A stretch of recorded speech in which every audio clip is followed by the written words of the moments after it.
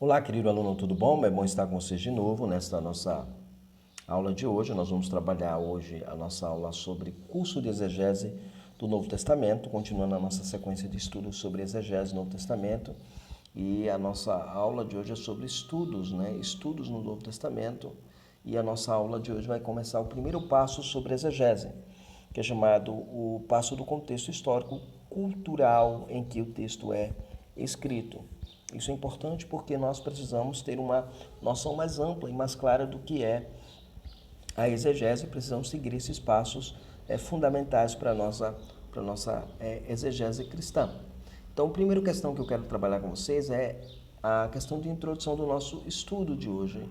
É que no nosso estudo de hoje nós vamos abordar o primeiro passo no caminho da exegese bíblica. Digamos que se pretende fazer uma exegese em uma passagem do texto de 1 João, da carta de 1 João, e que qual o primeiro passo deve-se tomar antes de abordar diretamente o texto? Qual é o primeiro procedimento que você deve ao querer começar um processo de exegese? Qual é o primeiro procedimento? Deve-se levantar os dados do contexto histórico e cultural no qual o livro foi escrito. Eu preciso fazer isso. Isso é importante para a nossa exegese fluir. E a primeira questão, a primeira pergunta que a gente faz é: quem escreveu o livro? É necessário buscar responder a primeira e principal pergunta sobre o livro. Quem escreveu o livro no qual se fará a exegese bíblica? Não basta você chegar e dizer assim: foi João, o apóstolo amado. Não basta você dizer isso. É necessário você levantar evidências para se provar que ele tem escrito o livro.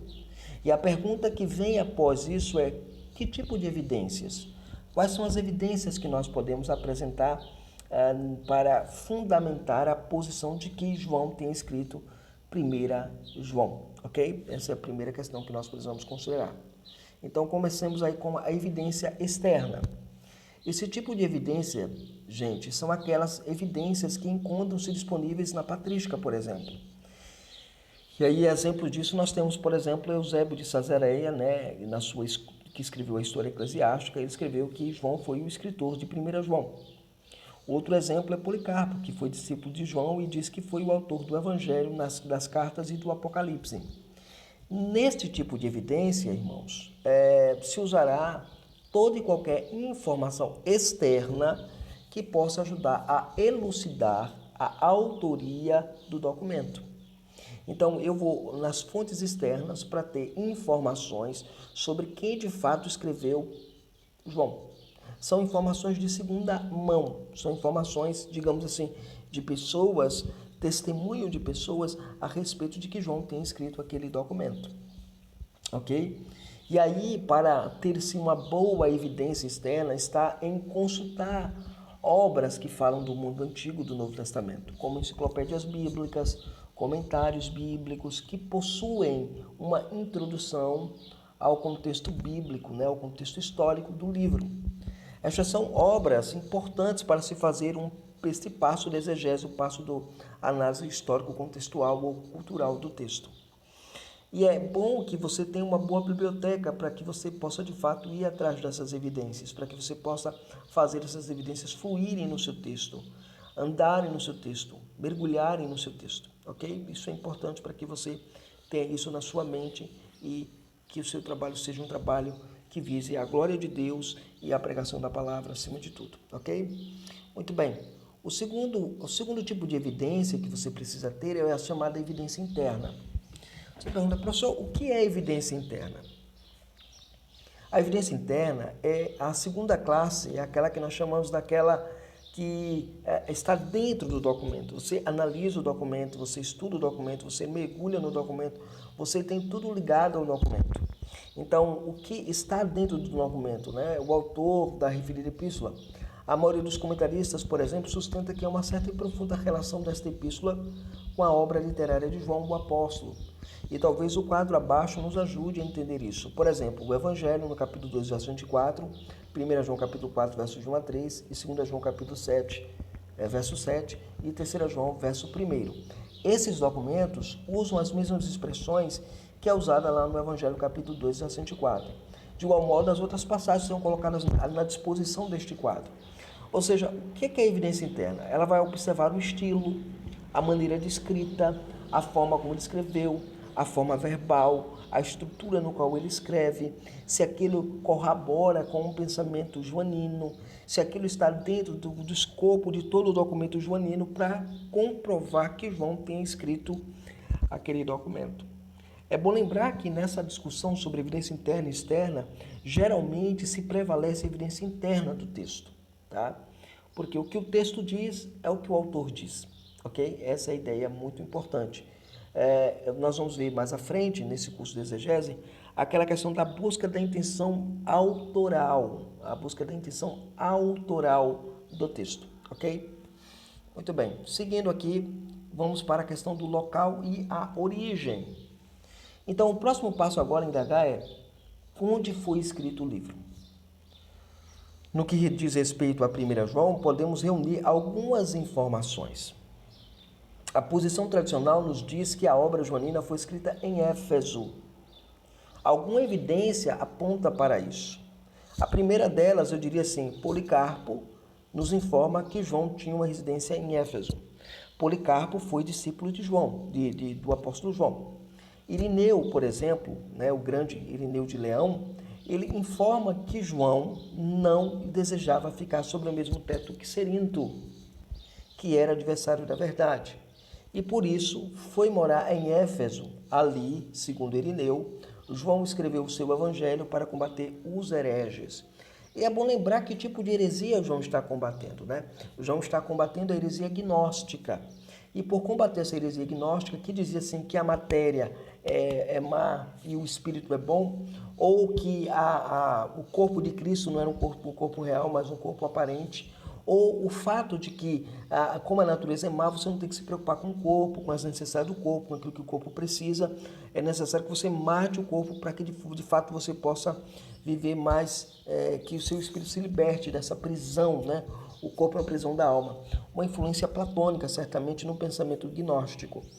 E é curioso porque isso entrou dentro da igreja primeiramente, levando a igreja a ter posturas equivocadas frente à necessidade do corpo e da vida humana. E João, nessa carta, procura corrigir esses problemas que está presente. Então, essas são as chamadas evidências internas e externas que corroboram para o local e origem da epístola, ok? Da epístola. O próximo passo que a gente tem é o passo dos destinatários. Quem são os destinatários a quem João escreve, A próxima pergunta é para quem foi escrito o documento, o texto ou a epístola. Então eu vou fazer uma exegese, mas assim, para quem ele escreveu? Quem escreve o documento escreve para alguém. Quem escreve uma carta escreve para alguém, não esqueça disso. Então se ele escreve para alguém, aí você pergunta assim, para quem ele está escrevendo? Quem é que está sendo o receptáculo, desse documento, Donald Carson, mais os outros, Douglas Moo e Leon Morris, no seu livro Introdução ao Novo Testamento, Carson nos apresenta uma verdade bastante singular sobre a questão do destinatário desta carta, desta epístola.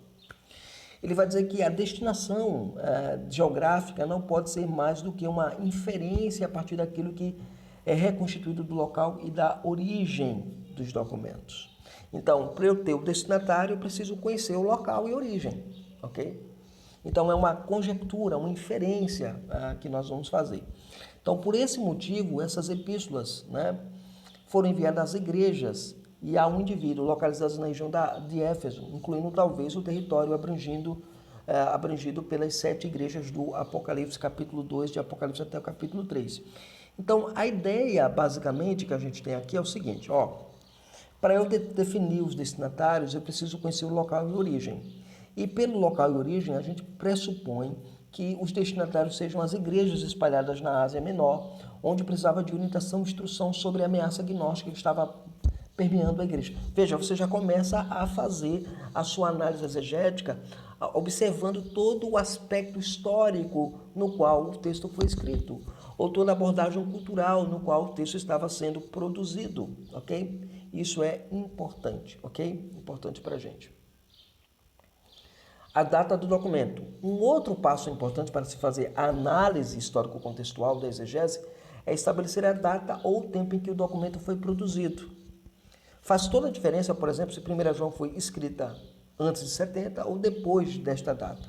Então, nesta parte, o exegeta deve se munir de argumentos que apresentam uma data aproximada e plausível para a escrita do documento.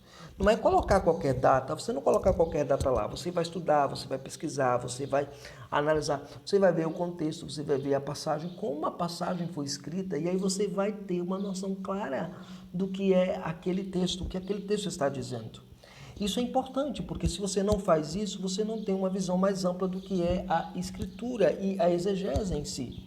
Então, no estudo da exegese, é necessário que você, como cristão, como exegeta, possa olhar esses contextos, essas abordagens, né, e poder estabelecer uma data para aquele documento. Então, você olha a influência do texto, aonde o texto está, em que período foi escrito, quem é o autor, aonde ele estava, qual o local da escrita, e aí você, olhando todo esse ambiente, você consegue precisar uma data aproximada. Sempre é uma data aproximada. Nunca esqueça disso. É uma data sempre aproximada para a gente poder ressaltar, ok?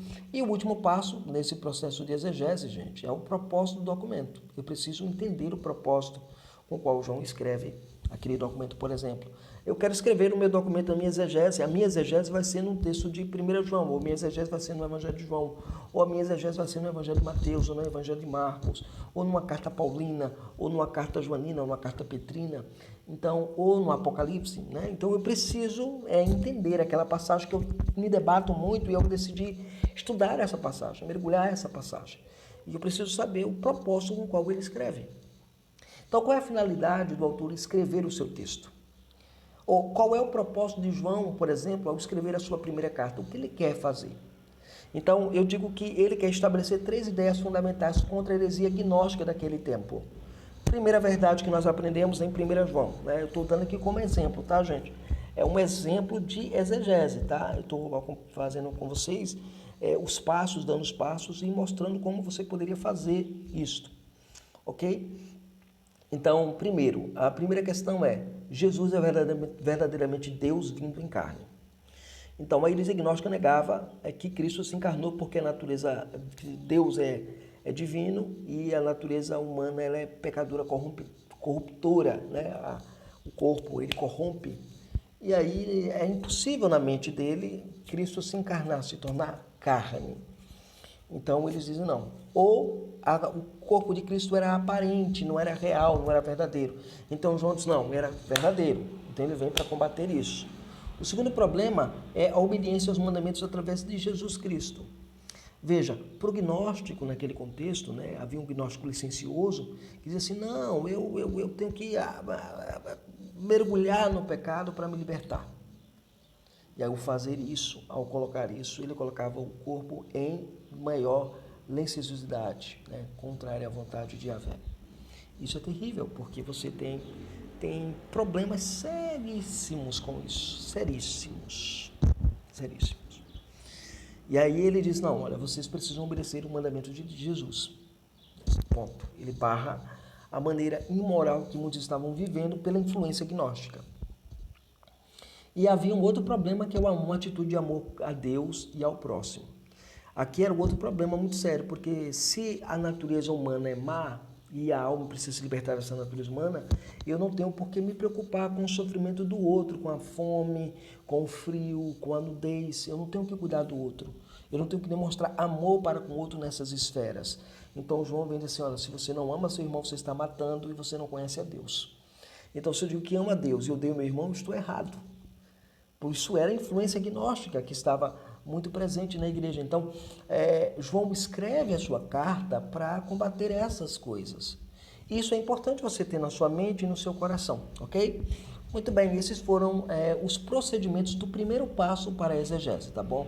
Esses procedimentos são importantíssimos para que você possa avançar mais e mais no nível da exegese bíblica e compreender melhor o seu texto, tá bom? Deus abençoe e nos vemos na próxima aula. Se você estuda pela plataforma de estudo, faça os seus exercícios, as suas atividades. Se você acompanha pelo nosso canal do YouTube, dá aquele like, dá aquele joinha e compartilha esse material com outras pessoas para que elas possam conhecer melhor a palavra de Deus. Deus abençoe, Deus estenda a graça sobre a sua vida e nos vemos na próxima aula.